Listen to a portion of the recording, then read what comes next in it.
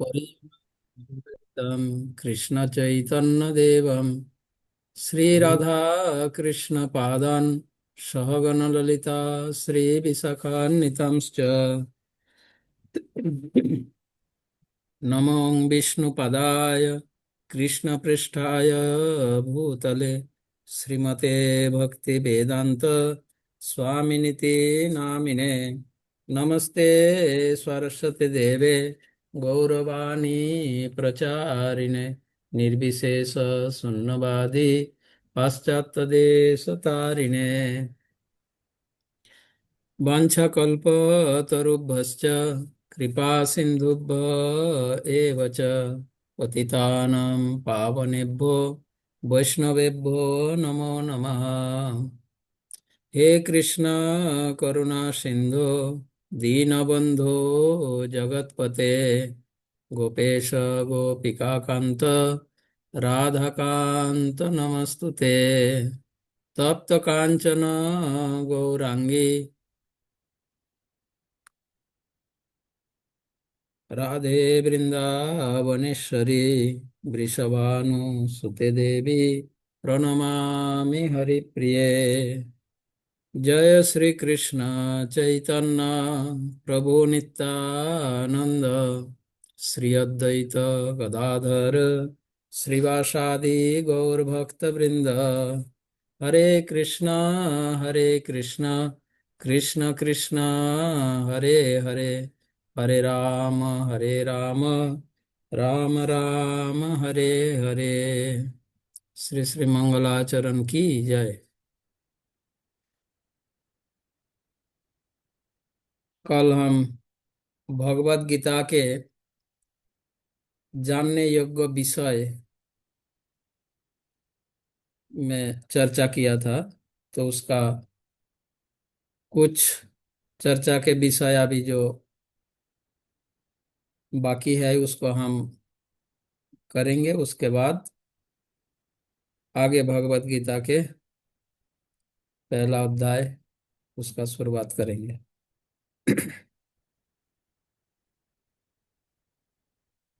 5 point कल हमने discuss किया, चर्चा किए थे। भगवत गीता क्या है, भगवत गीता की विशेषताएं क्या है, भगवत गीता अध्ययन का पर्पस उद्देश्य क्या है, और भगवत गीता के विषय वस्तु, भगवत गीता के चर्चा के विषय क्या है, और भगवत गीता अध्ययन की योग्यताएं क्या है। ये 5 पॉइंट्स कल हमने डिस्कस किया।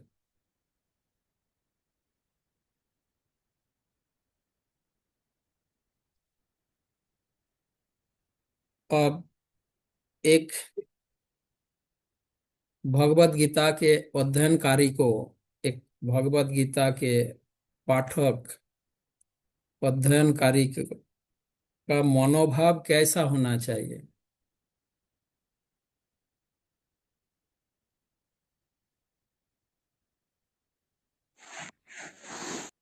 एक भगवत गीता अध्ययनकारी का मनोभाव, उसका मूड, भगवत गीता अध्ययन का उद्देश्य, मिशन कल हमने डिस्कस किया। और भगवत गीता अध्ययनकारी का मूड, मनोभाव किस प्रकार होना चाहिए, आज हम इसको डिस्कस करते हैं। इस संबंध में श्रील प्रभुपाद यह कहते हैं, अर्जुन जिस प्रकार भगवत गीता का श्रवण किया और भगवत गीता का ज्ञान प्राप्त किए, जिस मूड से अध्ययनकारी को उसी मूड से भगवत गीता अध्ययन करना चाहिए।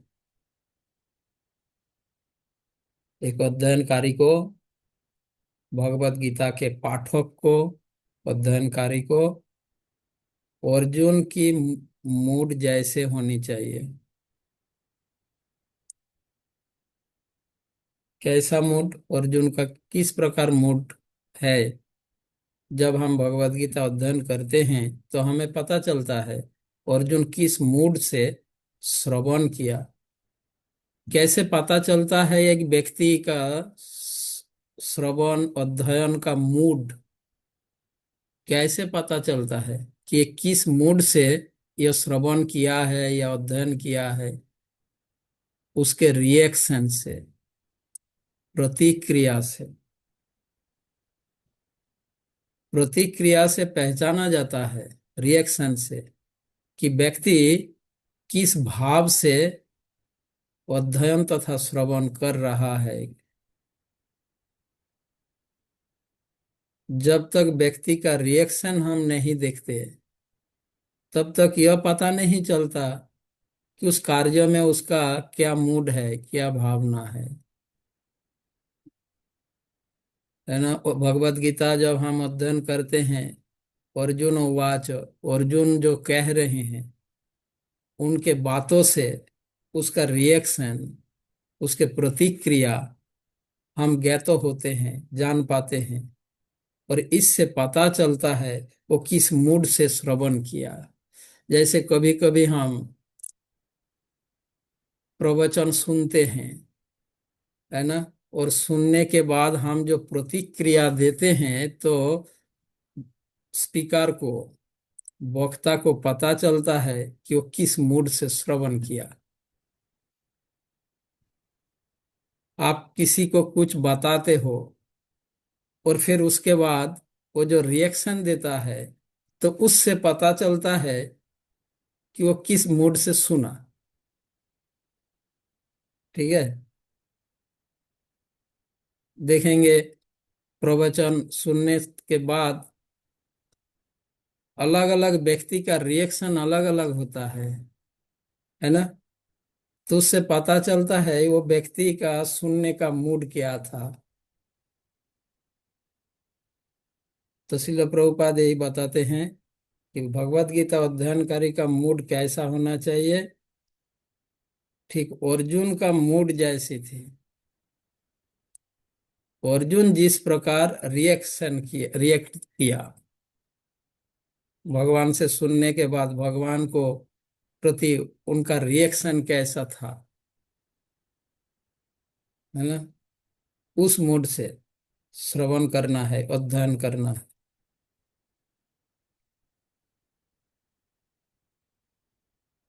दूसरा बात यह, इस संबंध में शिल प्रभुपाद यह उदाहरण देते हैं, भगवत गीता अध्ययनकारी का मूड किस प्रकार होनी चाहिए। तो वो तो बताया, अर्जुन की जैसे होनी चाहिए, विनम्रता के साथ। अर्जुन भगवान से भगवत गीता सुनने के बाद भगवान पर आरोप नहीं लगाया कि आप गलत हो। उनके शब्दों में, उनके प्रतिक्रिया में यह भाव नहीं था कि भगवान, ये कृष्ण, अर्जुन कृष्ण परस्पर मित्र का संबंध था, मित्रता के संबंध। और वो जब श्रवण किए तो उनमें जो मनोभावना में जो परिवर्तन, जो बदलाव आया, तो इससे पता चलता है उनके रिएक्शन से कि किस मूड से उसने सुना। कभी वो, हाँ, सदैव विनम्रता के साथ। अगर मैं, मतलब, जब आप गीता अध्ययन करेंगे, अर्जुन के शब्दों को जब आप विचार करेंगे तब पता चलेगा कि उसका मूड क्या है। तो इसीलिए प्रभुपाद ही बताते हैं इसका उत्तर, कैसे श्रवण करना है, कैसे अध्ययन करना है, अर्जुन की जैसे, जैसे वो प्रतिक्रिया किए। और उदाहरण देते हैं शिल प्रभुपाद इस संबंध में कि ठीक जिस प्रकार हम अपने इच्छा के अनुसार हम दवा, मेडिसिन नहीं ले सकते। अपनी इच्छा के अनुसार, अपने रुचि के अनुसार, अपने पसंद के अनुसार हम मेडिसिन चूज नहीं कर सकते, सिलेक्ट नहीं कर सकते, हम मेडिसिन नहीं खा नहीं सकते। दवा लेना है तो प्रोसेस क्या है? एक अनुभवी डॉक्टर के निर्देश के अनुसार, उनके प्रेस्क्रिप्शन के अनुसार हमें मेडिसिन लेना चाहिए, न कि अपनी इच्छा के अनुसार या स्वयं निर्णय लेके। मार्केट में मेडिकल शॉप, बहुत सारी मेडिकल शॉप्स है, दुकानें हैं। अब दुकान में जाके अपनी इच्छा के अनुसार, हाँ, जो चमकीला दिख रहा है, अच्छा कलर है, ये है, अच्छा पैकेज है, पैकेट से देख के आप, हाँ, जैसे हम सामान खरीदते समय, तो इस तरीके से हम मेडिसिन नहीं खरीद सकते।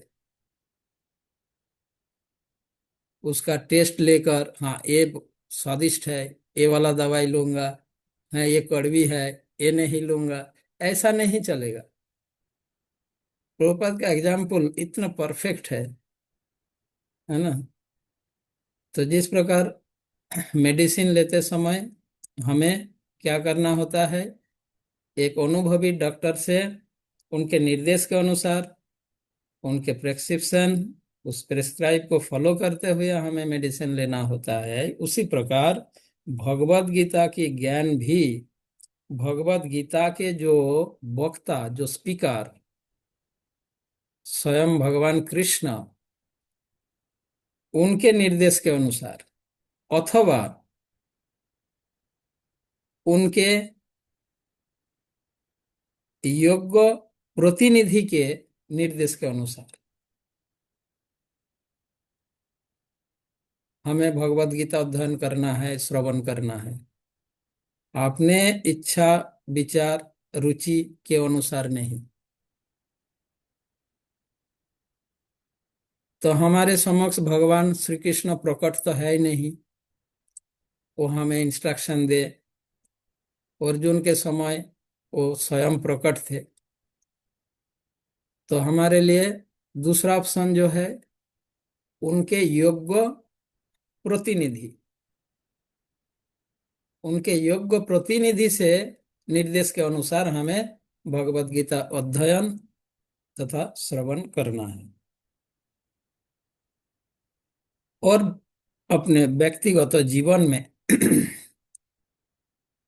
अपने व्यक्तिगत जीवन में उन निर्देशों का पालन करना, जैसे अर्जुन ने किया। तो अध्ययनकारी का मनोभाव इस प्रकार होने चाहिए।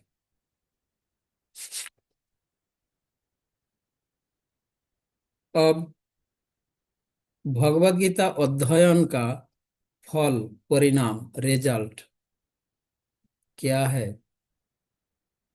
भगवत गीता अध्ययन का परिणाम क्या होता है, ये भगवत गीता में ही भगवान ने कहा है। भगवत गीता अध्ययन का परिणाम क्या होता है? एक परिणाम यह है, संपूर्ण वैदिक ज्ञान, वैदिक शास्त्र के ज्ञान जो है, उसके समस्त वैदिक ज्ञान सहित संपूर्ण जगत के तत्व को जाना जाता है, जो जानने से और जानने का कोई शेष नहीं रहता। 7.2, 7वीं अध्याय के दूसरा श्लोक। क्या है 7वीं अध्याय के दूसरा श्लोक? ज्ञानम ते हम सविज्ञानम इदम वक्ष्यामि अशेषत, यद ज्ञात्वा न इह भूयो अन्नत् ज्ञातव्यम अवशिष्यते। 7.2।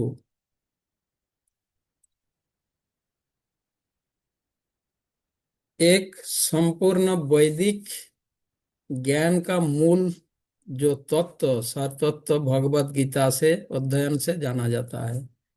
वैदिक ज्ञान का सार तत्व क्या है वो भगवत गीता में बताया गया है, ये जाना जाता है।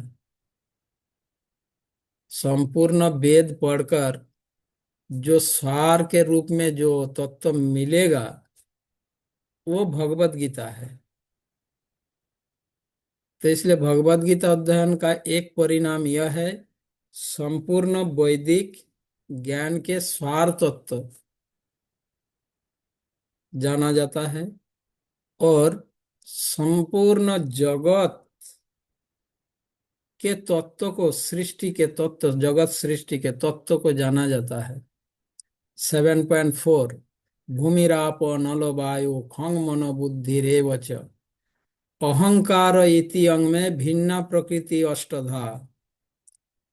ये जो प्रकृति निर्मित यह जगत है, प्रकृति द्वारा निर्मित यह जगत, मेरे प्रकृति द्वारा निर्मित यह जगत 8 तत्वों से निर्मित है।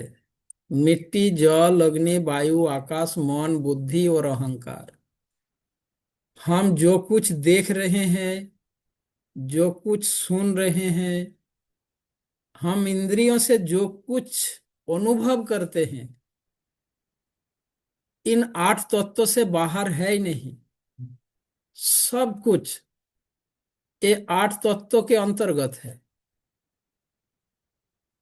तो संपूर्ण जगत के तत्व को जाना जाता है भगवत गीता पर अध्ययन करने से। ऐसा कोई वस्तु नहीं है इस संसार में, इस सृष्टि में, जो ये 8 तत्व से बाहर हो। ऐसा कोई वस्तु नहीं है।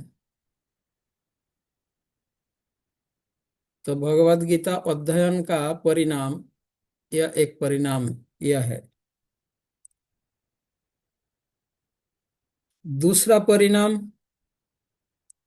भगवत गीता अध्ययन करके अध्ययनकारी मोह से मुक्त होता है।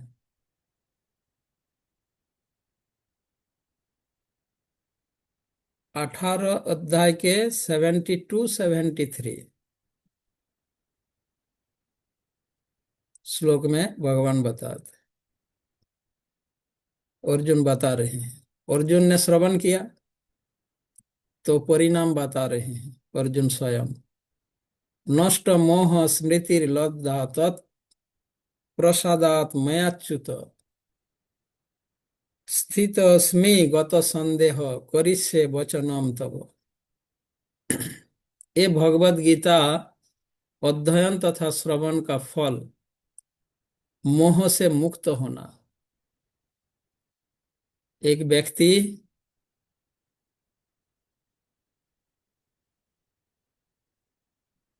अन्य उपाय के द्वारा, एक काम से, क्रोध से, लोभ से,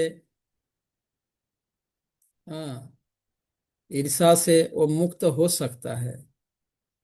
पर मोह से मुक्त होने के लिए भगवत गीता श्रवण अध्ययन आवश्यक है। भगवत गीता का उद्देश्य यही है, एक व्यक्ति को मोह से मुक्त करना। शुरुआत में भी, भगवत गीता के शुरुआत में भी मोह का भी बात बताया गया, मोह का ही चर्चा है। और अंत में अर्जुन ने ही कहा कि मैं मोह से मुक्त हो गया। शुरुआत में अर्जुन मोह द्वारा ग्रसित थे, मोहग्रस्त थे, देहात्म बुद्धि द्वारा ग्रसित थे, मोहग्रस्त थे। अर्जुन यह नहीं कहा गीता श्रवण के बाद कि मैं काम से मुक्त हो गया, क्रोध से मुक्त हो गया, लोभ से, लालच से मुक्त हो गया, ऐसा नहीं कहा। अर्जुन ने कहा मैं मोह से मुक्त हो गया। यानी भगवत गीता का उद्देश्य व्यक्ति को मोह से मुक्त करना। है।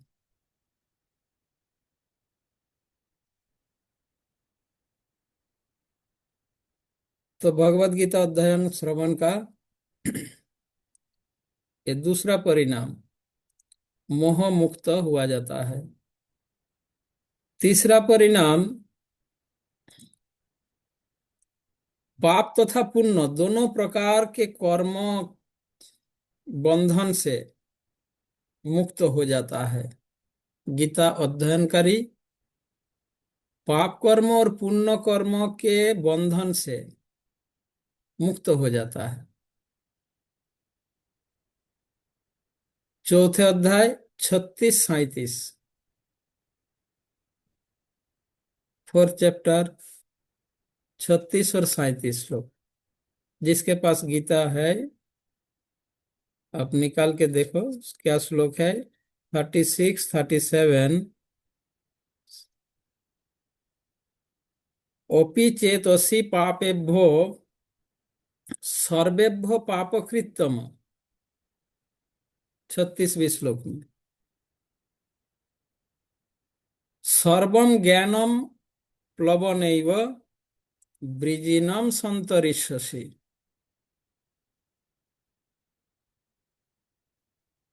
पहले आप हाथ उठाओ किसके पास भगवत गीता है। सीताराम प्रभु, सीताराम प्राण प्रभु, आप ट्रांसलेशन पढ़िए। कृष्ण महाराज साथ बोलो महाराज। 36 से श्लोक को पढ़ना है। 36, जी महाराज। Fourth chapter 36। जी महाराज। यदि तुम्हें समस्त पापियों में भी सर्वाधिक पापी समझा जाए तो भी तुम दिव्य ज्ञान रूपी नाव में स्थित होकर दुख सागर को पार करने में समर्थ होंगे। क्लियर। जी महाराज। तो इस श्लोक में भगवान बता रहे हैं यदि तुम पापियों से भी अधिक पापी, सर्वश्रेष्ठ पापी भी हो, इस गीता ज्ञान के द्वारा तुम इसे पार कर जाओगे, लांग जाओ, पाप कर्मों के बंधन से मुक्त हो जाओगे। और नेक्स्ट श्लोक 37वें श्लोक में, यथैधांसि समिद्ध अग्निर्भस्मसात् कुरुते अर्जुन, ज्ञानाग्नि सर्वकर्माणि, ज्ञानाग्नि सर्वकर्माणि भस्मसात् कुरुते तथा। इसका ट्रांसलेशन पढ़िए। जैसे प्रज्वलित अग्नि ईंधन को भस्म कर देती है, उसी तरह से अर्जुन ज्ञान रूपी अग्नि भौतिक कर्मों के समस्त फलों को जला डालती है। समस्त कर्म फल को जलाकर राख कर देता है, देगा। भगवत गीता के ज्ञान अग्नि के समान है, आग के समान है।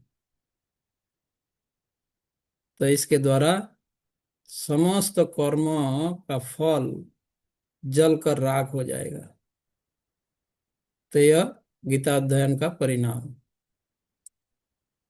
7.36-37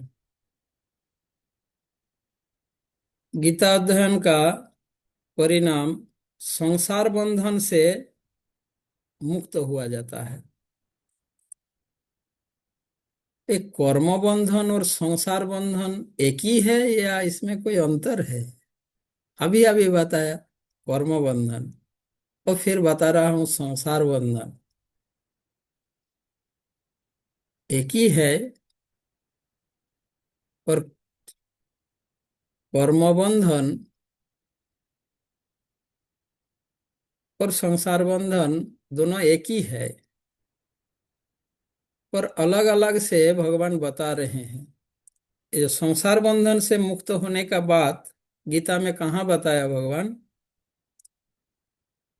9.1 और 2, 9वें अध्याय के पहला और दूसरा श्लोक। इदं तु ते गुह्यतमं प्रवक्ष्यामि अनसूयवे ज्ञानं विज्ञानसहितं यज्ञात्वा मोक्षसे सुखात्। राजविद्या राजगुह्यं पवित्रम् इदम् उत्तमं प्रत्यक्षावागमं धर्म्यं सुसुखं कर्तुम् अव्ययम्। हरे कृष्ण प्रभु दंडवत प्रणाम। दोनों श्लोकों का ट्रांसलेशन पढ़ो। हाँ जी प्रभु। अनुवाद पढ़िए दोनों श्लोकों के। श्री हाँ जी प्रभु भगवान जी ने पढ़ रही हूँ। कहा, हे अर्जुन, चूंकि तुम मुझसे कभी ईर्ष्या नहीं करते, इसलिए मैं तुम्हें ये परम गुहा ज्ञान तथा अनुभूति बतलाऊंगा, जिसे जानकर तुम इस संसार के सारे क्लेशों से मुक्त हो जाओगे। हम्म। आगे दूसरे का है, दूसरा है, ये यह ज्ञान ज्ञान सब का राजा है और समस्त रहस्यों में सर्वाधिक गोपनीय है। ये परम शुद्ध है, क्योंकि ये आत्मा को प्रत्यक्ष अनुभूति कराने वाला है और अंत ये धर्म का सिद्धांत है। ये अविनाशी है और अत्यंत सुख पूर्वक संपन्न किया जा सकता है।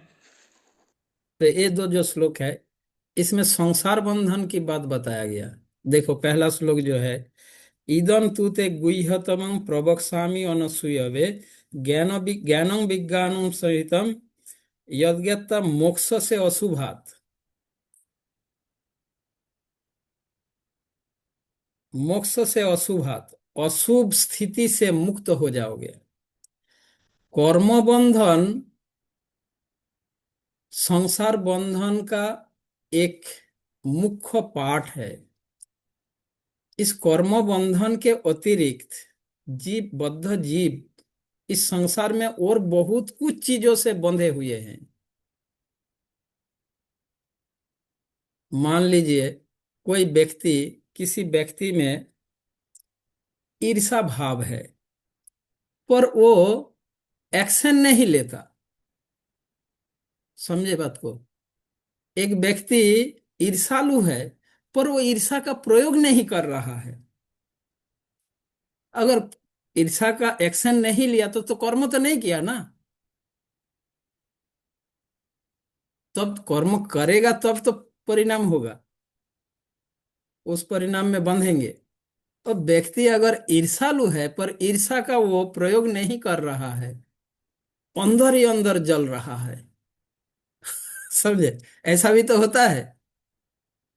पर उस ईर्षा के कारण उसका संसार बंधन हो रहा है, तो इसको आप कर्म बंधन कैसे कहोगे? वो तो कर्म किया ही नहीं, ईर्षा का तो प्रयोग किया ही नहीं उसने। तो भगवत गीता बता रहे हैं, इसीलिए भगवान अलग अलग जगह में अलग अलग, और सुनने में ऐसा लगता है अरे एक ही तो चीज है, पर बार बार रिपीट क्यों कर रहे हैं भगवान? पर नहीं, एक ही नहीं है, अंतर है। तो भगवान, तो इस प्रकार जब भगवत गीता आप, हाँ, गंभीरता से विचार पूर्वक अध्ययन करेंगे तो ये ऐसी चीजों को आपको समझ आएगा। और जो प्रोसेस बताया गया उस सिस्टेमेटिकली जब हम अध्ययन करेंगे तभी इन चीजों को समझ आएगा। ऐसे अनेक प्रकार के ऐसे स्थितियां होती है जिसमें कोई एक्शन हुआ ही नहीं, बिना एक्शन से ही वो बंधन का प्राप्त हो गया।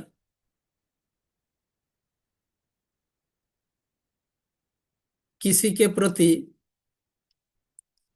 उनका द्वेष भाव है, जैसे उदाहरण ईर्षा भाव, द्वेष भाव। वो किसी के प्रति उनके किसी के अंदर, मानो मेरे अंदर किसी के प्रति निंदा भाव है, पर मैं निंदा किया नहीं, न कि उसको किया न किसी को किया, पर अंदर है मेरा उसके प्रति, वही मेरा इस संसार बंधन का कारण बन जाएगा। अब बताओ ये क्या कर्मों का बंधन हुआ है क्या? मैं तो कर्म किया ही नहीं, मेरे अंदर ही तो ये था, ये भाव, ऐसा भावना विचार। इसलिए भगवान अलग अलग प्रकार से इसको एक्सप्लेन कर रहे हैं। तो यहाँ पर अनसूयवे, अनसुआ होना चाहिए। असुआ भाव हो, भले ही वो असुआ का एक्शन नहीं लिया हो, ईर्षा का एक्शन नहीं लिया हो, निंदा नहीं किया हो, ऐसे अनेक प्रकार की स्थितियां होती है बद्ध जीवों में, जो कर्म किया नहीं, हुआ ही नहीं, कर्मों का संपन्न हुआ ही नहीं, फिर भी बंधन का कारण बंधन हो जाता है। तो ये भगवत गीता अध्ययन का यह एक परिणाम है, संसार बंधन से मुक्त होना। मतलब समस्त अशुभ स्थिति से मुक्त हो जाना। कर्म बंधन से मुक्त होने के बाद बताया 4.36 37। संसार बंधन से मुक्त होने की बात बता रहे 9.1 और 2। ठीक है। इसके अतिरिक्त भगवत गीता अध्ययन का परिणाम 14 अध्याय के दूसरा और 5वीं श्लोक में है। 14 अध्याय 14 चैप्टर, जिसमें भगवान ये बताते हैं कि सृष्टि के समय, ये जब भौतिक सृष्टि के समय पुनः जन्म लाभ नहीं होगा और प्रलय के समय भी वो व्यथित नहीं होंगे। यह भौतिक सृष्टि संसार सृष्टि के समय उसका जन्म नहीं होगा। जब पुनः भौतिक संसार बार बार सृष्टि और विनाश तो हो रही है ना, यह संसार बार बार सृष्टि और विनाश हो रही है। कब तक रहती है ये सृष्टि? प्रलय काल तक। कब तक रहती है ये संसार सृष्टि? कब तक रहती है? ब्रह्मा जी के आयुष काल तक।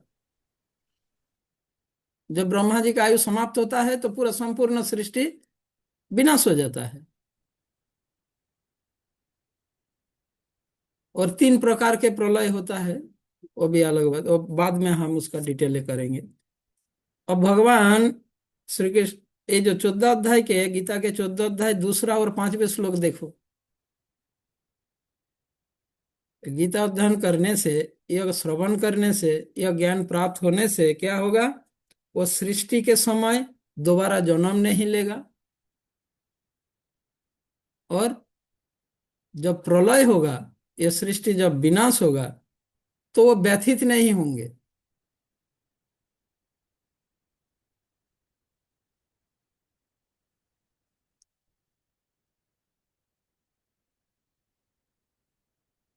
ये तो समष्टि रूप में, ठीक है। व्यष्टि रूप में भी मेरे बात समझने की प्रयास करो। अभी जो बताया ये सामूहिक रूप में, पर इंडिविजुअली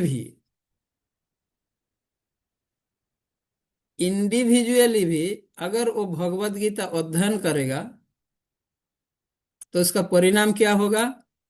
दोबारा वो जन्म नहीं लेगा। कहाँ बताया भगवान?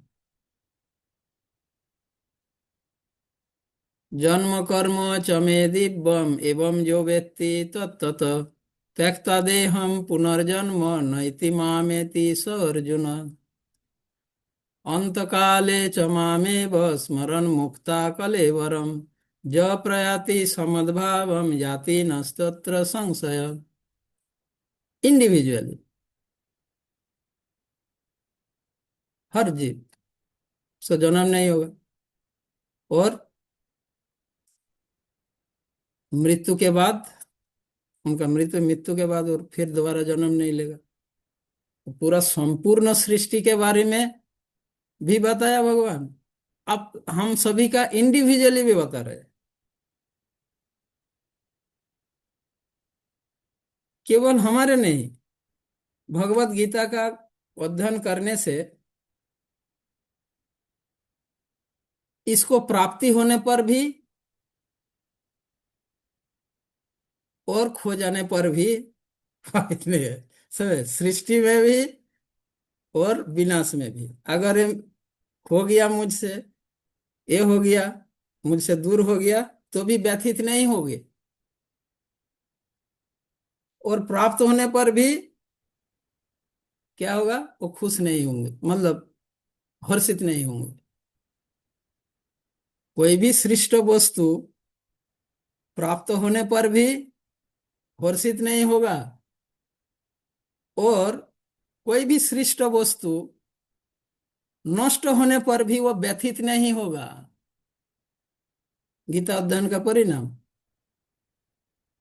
कौन से श्लोक में है? 18 अध्याय। ब्रह्मभूत प्रसन्नात्मा न शोचति न कांक्षति सम सर्वेषु भूतेषु मद्भक्तिं लभते परम। ठीक है। न शोचति न कांक्षति, प्राप्त हो न हो वो नहीं हो। तो ऐसे बहुत है, मैं तो एक दो उदाहरण एग्जाम्पल दे। ये भगवत गीता अध्ययन का परिणाम होगा। ये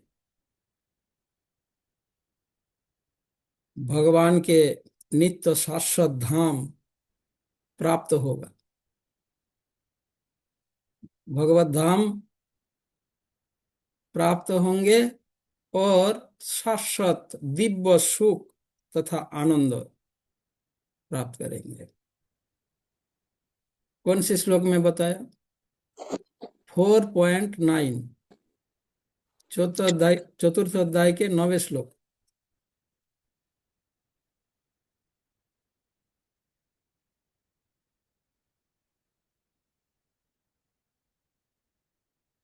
क्या है 9वां श्लोक? जन्म कर्म च दिव्यम एम यो वेति तत्वतः स व्यक्ता देह पुनर्जन्म नेति मामेति सो अर्जुन। हे हम्म, अर्जुन, जो मेरे आविर्भाव तथा कर्मों की दिव्य प्रकृति को जानता है, वह इस शरीर को छोड़ने पर इस भौतिक संसार में पुनः जन्म नहीं लेता, अपितु मेरे सनातन धाम को प्राप्त होता है। हरे प्राप्त होता कृष्णा। है। तो इस प्रकार मैं कुछ परिणाम बताया भगवत गीता अध्ययन का। तो ऐसे भगवत गीता अध्ययन का परिणाम भगवत गीता में ही बताया गया। ठीक है। अब नेक्स्ट, नियमित भगवत गीता अध्ययन का परिणाम क्या है? जब कोई नियमित रूप से रेगुलर बेसिस भगवत गीता अध्ययन करता है तो उसका क्या परिणाम होता है? 18 अध्याय 70 नंबर 70, 18 अध्याय 70 नंबर वर्ष।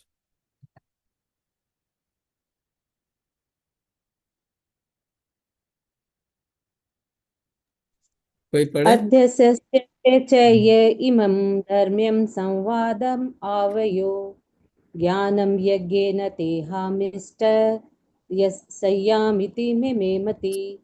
और मैं घोषित करता हूँ कि जो हमारे इस पवित्र संवाद का अध्ययन करता है, वह अपनी बुद्धि से मेरी पूजा करता है। हरे हम्म। कृष्णा।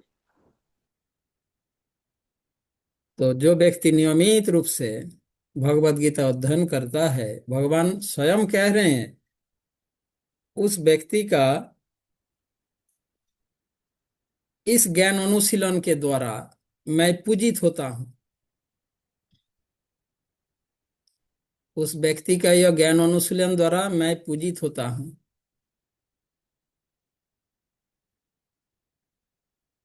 अब बताओ, स्वयं भगवान कह रहे हैं इसके द्वारा मैं पूजित होता हूं,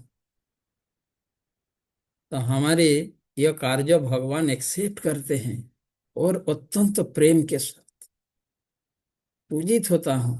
मैं सम्मानित होता हूं। पूजित होता हूं मतलब मैं ऑनर्ड होता हूं, मैं सम्मानित होता हूं।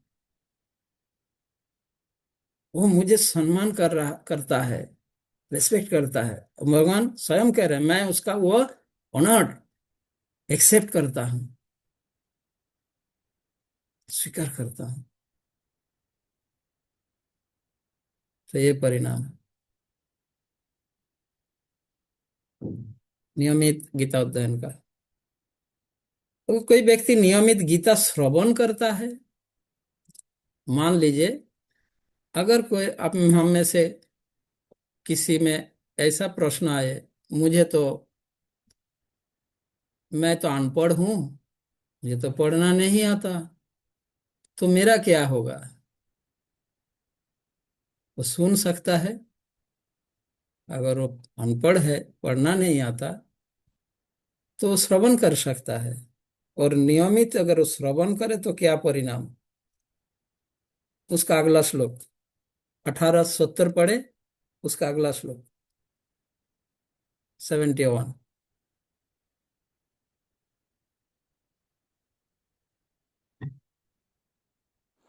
पढ़िए। सर्दावान् सूर्यश्च शृणुयादपि यो नरः सोऽपि मुक्तः सुभावल्का कान् प्रायुवायुत पुण्य कर्माण। और हम्म। श्रद्धा समेत तथा द्वेष रहित होकर इसे सुनता है, वह सारे पापों से मुक्त हो जाता है, उन शुभ लोकों को प्राप्त होता है जहाँ पुण्य आत्माएं निवास करती है। देखा, अगर कोई पढ़ नहीं पाता, पढ़कर समझ नहीं आता, पर वो अगर नियमित रूप से श्रवण करता है तो ये परिणाम है।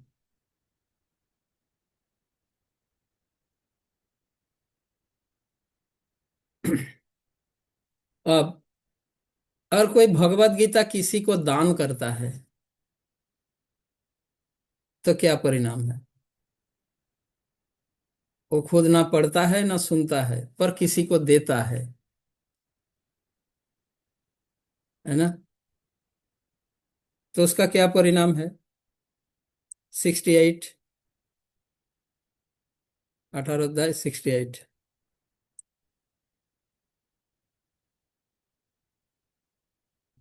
य इदं परमं गुह्यं मद्भक्तेष्वभिधास्यति भक्तिं मयि परां कृत्वा मामे वेश्यत संशयः।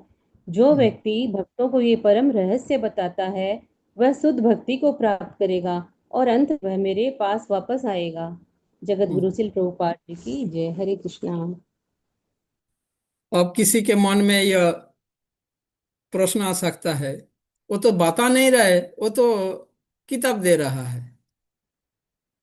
यहाँ पे भगवान कहते हैं जो मेरे यह उपदेश किसी को बताता है, पर इस्कॉन भक्तों तो किताबें देते हैं, बताते नहीं।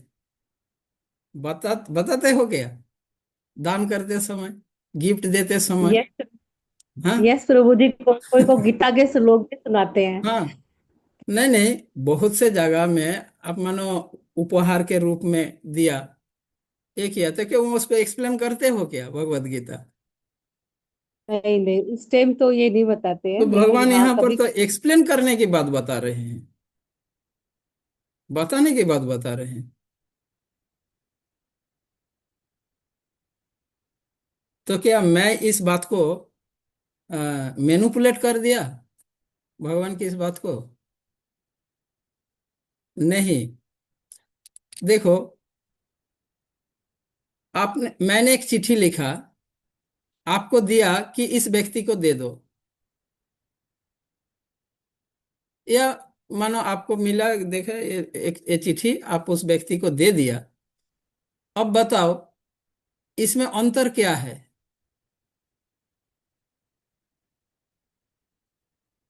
चिट्ठी को पढ़ के सुनाना और चिट्ठी उसके हाथ में देना, दोनों में क्या कोई अंतर है?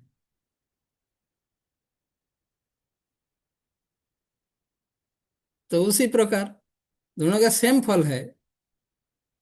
अब अगर आप पढ़कर चिट्ठी सुना रहे हो उसको, या उनके हाथ में चिट्ठी आप दे दिया, तो दोनों तो एक ही कार्य है ना, एक ही परिणाम है। इसमें कोई मैनिपुलेशन नहीं है।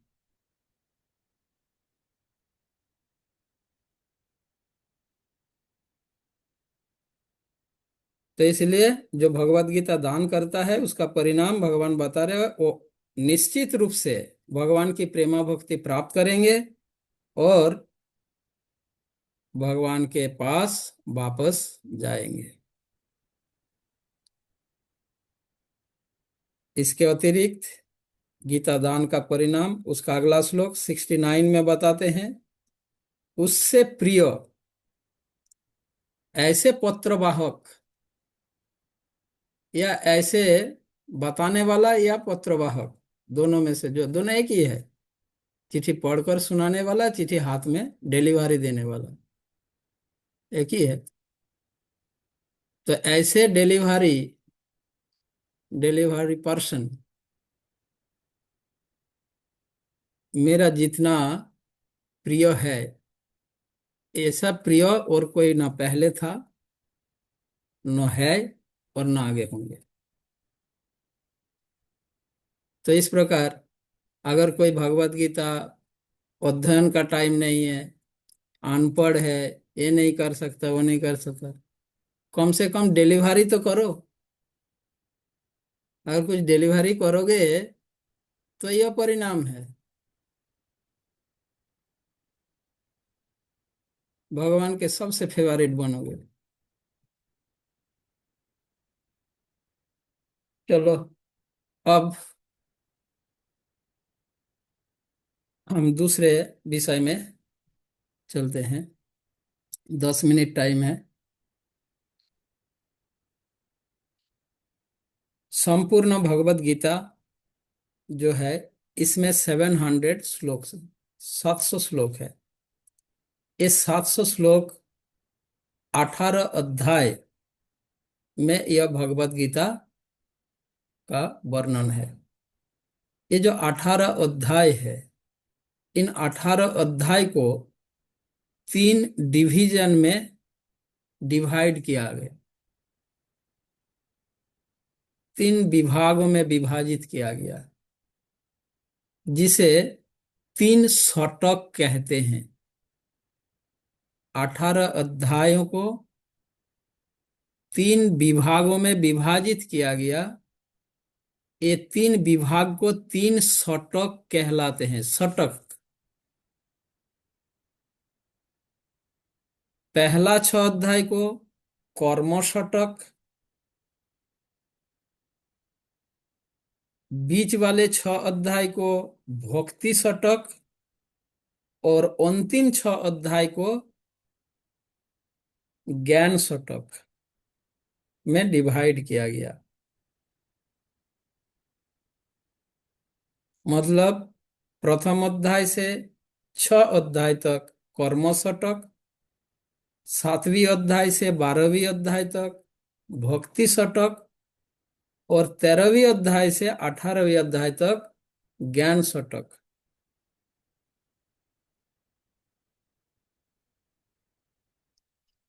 ये जो 18 अध्याय है, इन 18 अध्याय में से पहला अध्याय जो है, यह भगवत गीता का इंट्रोडक्शन है, भूमिका स्वरूप है।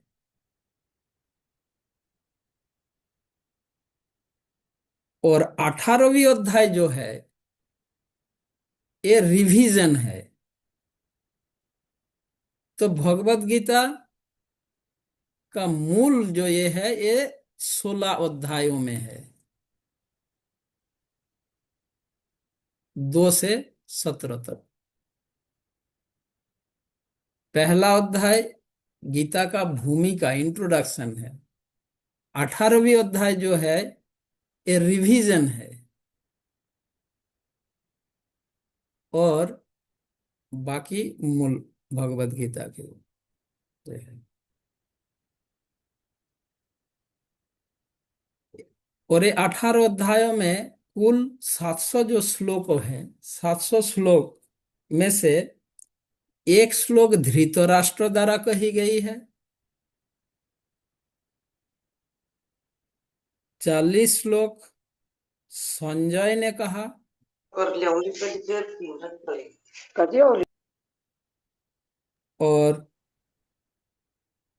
85 श्लोक अर्जुन ने कहा,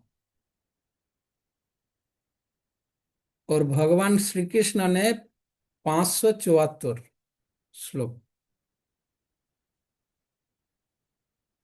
तो कुल मिलाकर 700 श्लोक है। धृतराष्ट्र द्वारा कही गई एक श्लोक है, संजय द्वारा 40, अर्जुन द्वारा 85, और भगवान श्री कृष्ण द्वारा 574। ये जो 3 शतक में विभाजित हुआ है, कर्म शतक, जिसमें पहला अध्याय से लेकर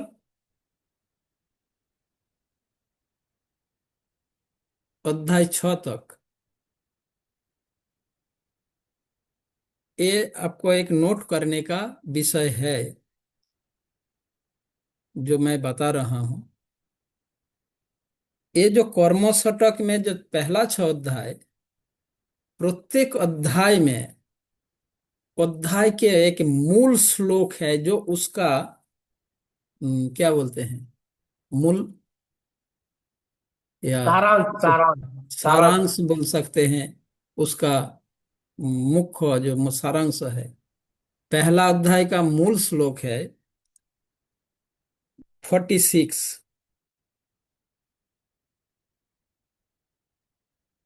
जो विषाद योग पहला अध्याय, उसका मूल श्लोक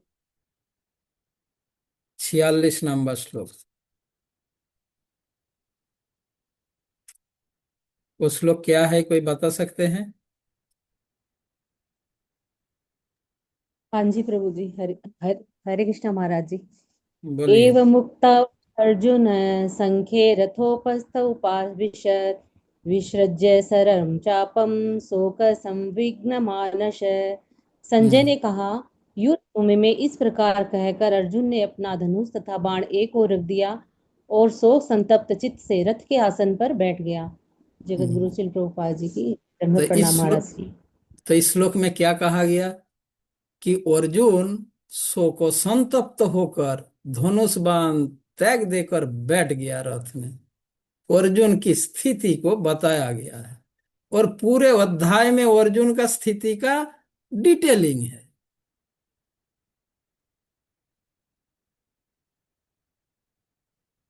समझे? तो ये जो श्लोक है, इस श्लोक का एक्सप्लेनेशन है पूरे अध्याय।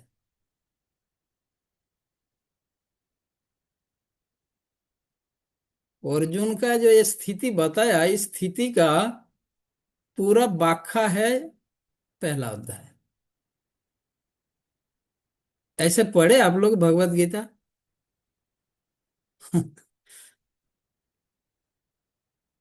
और कितने बार पढ़ने के बाद ये सारी चीज आपको मिलेगा, आप सुनो। इसीलिए बार बार बार बार भगवत गीता अध्ययन करने की बात बताया जा रहा है, तब भगवत गीता पकड़ में आएगा। दूसरे अध्याय के जो साराति सार जो श्लोक है 2.72, दूसरे अध्याय के 72 नंबर श्लोक,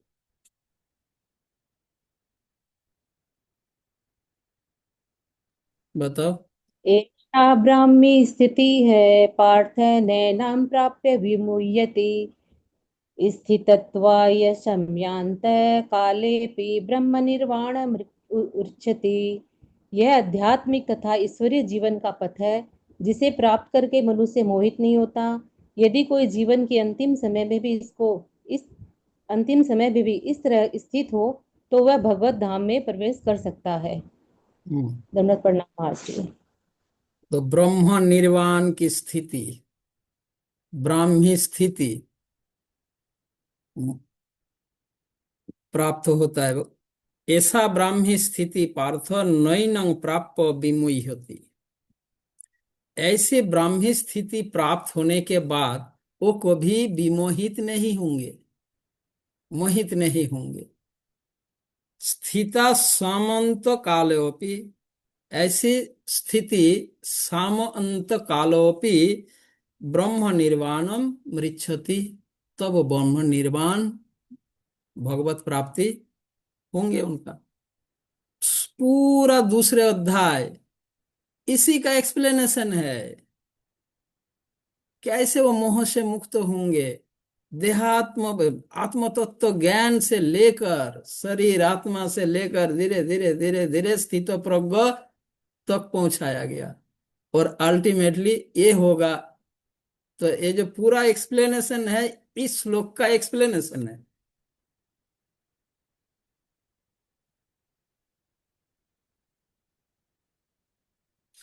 चलो, आज और टाइम नहीं है, मैं प्रत्येक अध्याय के इसका ऐसे करके आप लोगों को निकल दूंगा। ऑलमोस्ट अंतिम श्लोक ही है प्रत्येक अध्याय में। जो अंतिम श्लोक है ना, वही उस अध्याय का सार श्लोक है। ऑलमोस्ट सभी अध्याय का। बाकी किसी में कुछ एक्सेप्शन हो कल हम बताएंगे। किसी का कोई प्रश्न है? हरे कृष्ण महाराज जी, दोनों प्रणाम। अभी तक हमने भगवत गीता शुरू नहीं किया। इसका हमारा ये चल रहा है, इंट्रोडक्शन चल रहा है। हाँ, क्या प्रश्न है? हरे कृष्ण महाराज जी, दोनों प्रणाम। आ, जैसे कि महाराज जी अभी आपने बताया कि हमारे मन, हमारे अंदर जो ईर्ष्या है, हम्म। अगर हम करते नहीं लेकिन है, हम्म। तो उसका प्रभाव पड़ेगा और हम कर्म बंधन से में रहेंगे उसमें। संसार बंधन में हम बंधेंगे। लेकिन महाराज जी कई बार हम लेक्चर में सुनते हैं कि इस कलयुग में हम जो भी सोचते हैं बुरा, तो हाँ, उसका कोई प्रभाव नहीं पड़ेगा, मतलब कि कोई अपराध नहीं लगेगा, ये करेंगे हमें तब अपराध। हाँ, ये हमें प्रोत्साहित करने के लिए। शास्त्र वो गलत नहीं है, वो भी शास्त्र में ही कहा गया है। शास्त्र में कोई स्थानों पर हमें प्रोत्साहन के लिए ऐसे निर्देश, ऐसे उपदेश हमें दिया जाता है। जैसे महात्मा बताया जाता है। क्यों महात्मा क्यों बताया जाता है?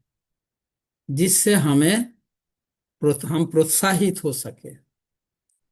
अन्यथा हमें अगर यह शास्त्र अगर यह नहीं कहेगा तो हम भयभीत हो जाएंगे, हम डिप्रेशन में चले जाएंगे, हम हताश हो जाएंगे।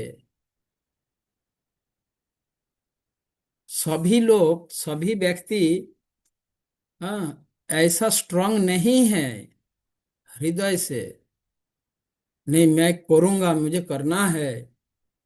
और बहुत से हम जैसे लोगों में जब ऐसे नेगेटिविटी रहेगा तो हमारी प्रोत्साहन हम खो देंगे, हम हताशा में चले जाएंगे, डिप्रेशन में चले जाएंगे।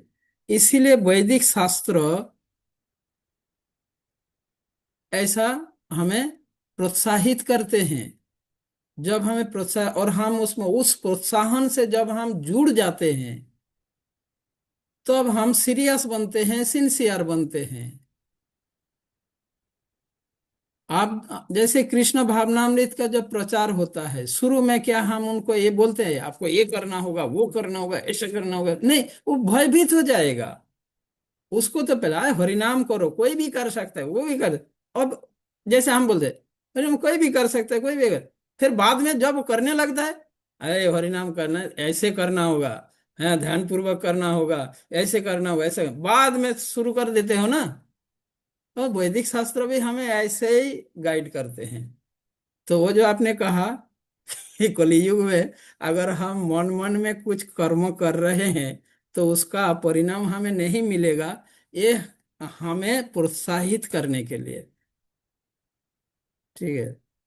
अगर नहीं करें तो हम तो पूरा ही भयभीत, उत्साह ही हम खो देंगे, हम डिप्रेशन में चले जाएंगे, आगे नहीं बढ़ पाएंगे। ठीक है। हरे कृष्ण। जय श्री हरे कृष्ण प्रभुपाद की महाराज जय। जी। हाँ, प्रश्न है? हरे कृष्णा महाराज जी, बहुत अच्छा लगा, बहुत ही अच्छे तरीके से आपने बताया। दिल को बहुत सुकून मिलता है जब आपकी वाणी सुनते हैं तो रोज 2 दिन से। थैंक यू सो मच महाराज जी। हरे कृष्ण। हरे कृष्ण धन्यवाद। महाराज, सादर प्रणाम। महाराज, तो फिर ये जो आपने एक प्रश्न है मेरा कि जो आपने ये बताया था कि नियमित रूप से बीजी का जो अध्ययन करता है हम्म। और जो श्रवण करता है और दान करता है और जो वाहक होता है वो मतलब सबको सेम ही मतलब फल मिलता है। हाँ, ये भी क्या मतलब हमारे प्रोत्साहन के लिए ही बोला गया है? नहीं नहीं, प्रोत्साहन भी है, प्रोत्साहन भी है, और सेम फल मिलेगा। अब डिपेंड करता है, अगर मुझ में सामर्थ्य है अध्ययन करने का, वो भी बात है। गीता में जब हम गीता पढ़ेंगे आपका ये क्लैरिटी भी आ जाएगा। जब हम 12 अध्याय पढ़ेंगे भगवत गीता के तो आपका इस प्रश्न का स्पष्टीकरण हो जाएंगे। ठीक है। जी यदि मुझ में सामर्थ्य है अध्ययन करने का, वितरण करने का, श्रवण करने का, सारी सभी का ही सामर्थ्य है, तो हमें सभी प्रकार में हमें सभी प्रकार का कार्य करना है। अगर मुझ में वो सामर्थ्य है नहीं, तो मैं दूसरा ऑप्शन मेरे लिए। पर सामर्थ्य होते हुए भी नहीं करेंगे तो चीटिंग होगा। तब जी भगवान का तो वो फल हमें मिलने में तो दिक्कत होता, तो धोखा होगा ना। हाँ, क्योंकि महाराज फिर तो बस दान करें और बस पढ़ने की जरूरत ही हाँ, नहीं पड़ेगी। वो बात यही है, केवल दान कर रहे हैं, पर जबकि उनमें यह सामर्थ्य भी है, अध्ययन का भी सामर्थ्य है। तो सामर्थ्य अगर है अध्ययन का, दान भी का भी है और अध्ययन का भी है, तो दोनों कार्य करना है। अगर एक सामर्थ्य है, एक दूसरा सामर्थ्य नहीं है, तो उसके लिए ये है। अदरवाइज जो चीटिंग होगा ना, तो इसका क्लेरिफिकेशन आएगा, गीता में ही आएगा। जी जी। हरे कृष्णा महाराज। हरे कृष्ण। हरे कृष्ण। और धन्यवाद महाराज, बहुत अद्भुत और एकदम डिफरेंट तरीके से महाराज जी में समझा रहे हैं। महाराज को धन्यवाद करेंगे हरे कृष्ण महामंत्र बोल करके। हरे कृष्ण कृष्ण हरे हरे कृष्ण कृष्ण हरे कृष्ण कृष्ण कृष्ण कृष्ण हरे कृष्ण हरे कृष्ण हरे हरे हरे हरे राम राम राम राम राम हरे राम हरे। हरे हरे। जय श्री जय कृष्ण श्रील गुरु जी, जय प्रभुपाद श्री की कृष्ण। जय, समस्त भक्त वृंद की जय। जय। पूज्य भक्ति वैष्णव परम पूज्य भक्ति भूषण गोविंद स्वामी महाराज की जय। हरे कृष्ण। वैष्णव भक्तों की जय। ठीक है, कोई कुछ कहना चाहते हैं?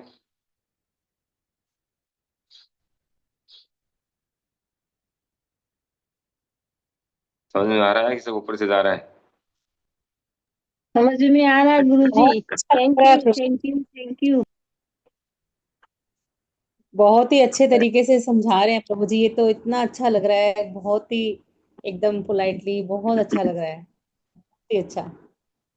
ये इतना जानने को मिल रहा है, ये सब बातें इतनी पता भी नहीं थी, और आज बहुत अच्छा लगा सुन के। थैंक यू सो मच महाराज श्री को। कई अलग अलग तरीकों से गीता को समझा जा सकता है। हमारे आचार्य ने जो है इसके लिए बहुत कुछ दिया है। श्री विश्वनाथ चक्रवर्ती ठाकुर ने और अलग अलग आचार्यों ने कमेंट्री की है। तो महाराज जो बता रहे हैं, पहले दिन बताया था ना, श्री महाराज विश्वनाथ चक्रवर्ती ठाकुर। तरीका बहुत अच्छा है समझाने का, बहुत ही अच्छे तरीके से समझाते हैं, बहुत ही स्लो स्लो एकदम, बहुत ही अच्छे तरीके से समझाते हैं, बहुत अच्छा लग रहा है। ठीक है, हरे कृष्णा। और कुछ मीटिंग करें? जी प्रभु जी।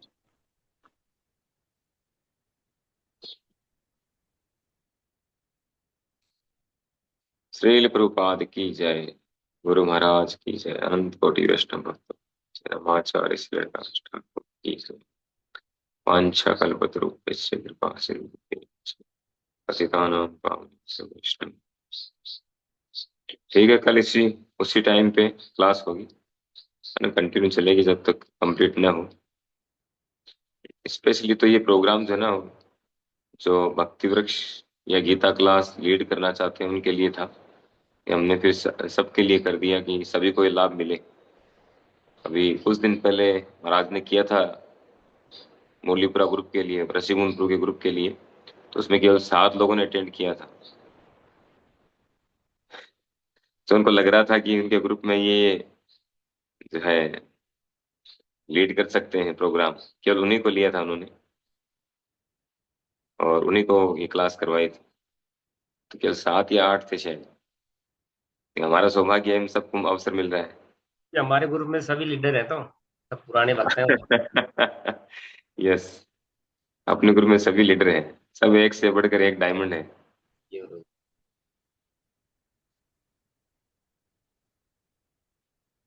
तो सभी इसको अच्छे से समझने का प्रयास करें, नोट बनाएं, और जो जो पॉइंट बताए गए हैं ना, जैसे महाराज जी ने तो कुछ उससे कुछ पॉइंट बना निकाल के दिए हैं, उस पर और विचार करना है। और आप एक दूसरे से डिस्कशन करें, है ना, डिस्कशन करके जैसे लाभ की बात किया कि गीता से क्या लाभ है पढ़ने से, है ना, तो कुछ लाभ बताए उन्होंने, श्लोक कोट किया कि इस श्लोक में ये लाभ है बताया हो, आप और इसको पढ़िए, दूसरे श्लोक और पढ़िए, उसमें बहुत सारे लाभ मिलेंगे। आप अनंत लाभ है गीता पढ़ने की, कोई सीमा ही नहीं। तो उनको आप और उसमें ऐड कर सकते हैं, है ना। इसी तरह जितने भी पॉइंट बताए ना, उन सब पॉइंट के और सब पॉइंट निकल करके आ सकते हैं, और बहुत सारे जो है चीजें निकल के आ सकती हैं। इसके लिए फिर थोड़ा दिमाग पे जोर डालना पड़ेगा, है ना। इसके लिए एक हम अलग से क्लास शुरू कर सकते हैं, जिसमें ऐसा हेल्दी डिस्कशन हो, सभी वक्त ज्वाइन करें, और एक एक पॉइंट पर हम और ज्यादा डिस्कशन करें, और एक पॉइंट के और सब पॉइंट निकाल करके लाएं, है ना। सभी वक्त उस पर थोड़ा उसमें मनन करें, चिंतन करें, विचार करें, उसको पढ़ें। तो कई किताबें लिखी जा सकती हैं भगवत गीता के, जो ये लाभ हैं, या इसके पढ़ने का भाव क्या होना चाहिए, इसका उद्देश्य क्या होना चाहिए, अनेक पॉइंट आ सकते हैं निकल कर। ठीक है, करेंगे, जल्दी कुछ करेंगे हम, क्लास के बाद करेंगे। तब तक आप नोट बनाते रहिए, प्रयास करते रहिए। हरे कृष्ण। हरे कृष्णा प्रभु जी, दंडवत प्रणाम। बताइए। जैसे जैसे कोई अपना ही क्लोज, मतलब क्लोज में है, और हम्म। उनको भी मन करता है कि वो सुनना चाहते हैं, तो उनको भी कई बार सुनाते हैं गीता, तो हम्म। उनको भी अच्छा लगता है। ऐसा भी एक हमने ग्रुप बना रखा है छोटा सा। तो हम्म। जैसे नए जुड़ते हैं, तो हम उनको 100 श्लोक या 200 श्लोक के ऊपर ऐसे सुनाते हैं, तो उनको बड़ी अच्छी लगती है। तो ये भी एक जोड़ने का ही काम है ना प्रभु जी। अच्छा है, बहुत अच्छा थैंक यू प्रभु जी। है। लेकिन जो भी है, आप कुछ भी कर रहे हैं या शुरू करना चाहते हैं या कर रहे हैं, तो उसको अथॉरिटी से पूछ करके फिर शुरू करें, तब आप सफलता प्राप्त हाँ करेंगे। जी। हाँ जी प्रभु मन जी। मर्जी, वो मन मर्जी से कोई हाँ करते जी। हैं ना, कुछ कुछ भी कर लिया हम, हाँ। तो ये हमारी ये इच्छा हुई, हमने ये शुरू कर लिया, हमारी वो व्यक्ति कभी सफल नहीं नहीं होता। नहीं।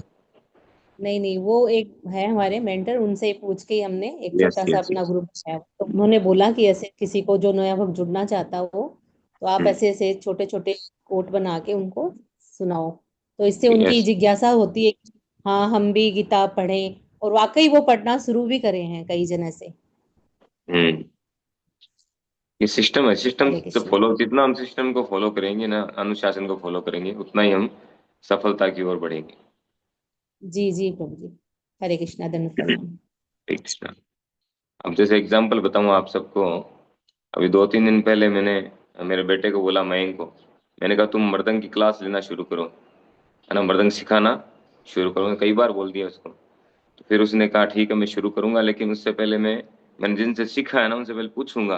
अगर वो कहेंगे कि आप करो, कर सकते हो, शुरू करो, तब मैं करूंगा। अब मैंने तो उसको ये बात कभी बताई ही नहीं कि पूछना है कि नहीं पूछना है ना। उसकी उम्र भी इतनी नहीं है, 19 साल है।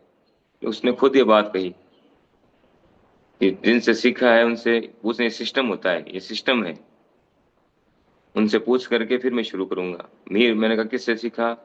वैसे 3-4 लोगों से सीखा, 3-4 भक्तों से अलग अलग, लेकिन सबसे शुरुआत में मिहिर कृष्ण प्रभु से सीखा। तो कहा मिहिर कृष्ण प्रभु से पहले बात करूंगा, वो कहेंगे तब मैं ये डिसीजन लूंगा। तो ये होता है तरीका, सिस्टम। ठीक है। हरे जी कृष्ण। प्रभु जी। वैसे हम लोग अपने मेंटर से पूछ के ही सारा काम करते हैं, ऐसे तो करते ही नहीं है प्रभु जी। यस। हाँ जी। अगर वो बोलते हैं तभी, जैसे वो बोलते हैं कि नहीं आप ऐसे नए भक्तों को इस तरीके से जोड़ना, आपको ऐसे जोड़िए, उनके जैसे वो बताते हैं, फिर हम करते हैं ऐसे। हरे कृष्णा। हरे कृष्ण।